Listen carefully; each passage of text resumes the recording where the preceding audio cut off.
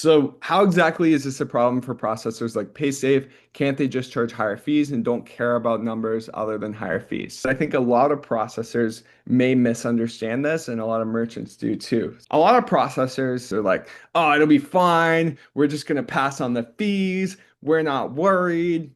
But guess what? I talk to these processors and they're having to shut off accounts and they're going to have to shut off a lot more accounts. And it's not their choice. It's their acquirer's choice because VAMP is Visa Acquire Monitoring Program.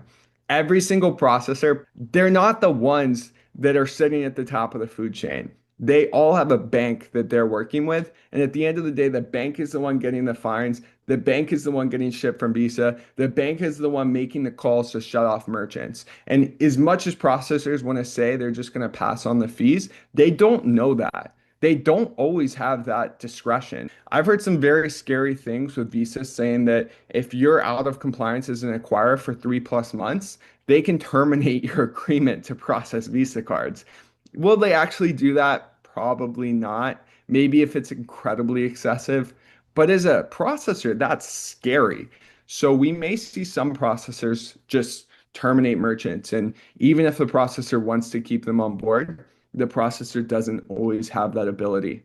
I don't know if you have any other thoughts, Mike, but Yeah, you're right, Mark. It's not just going to be passing the fees down. They want to see the improvement and the movement forward. And, unfortunately, they have to keep their portfolio risk clean too. So they have to kind of pass it down.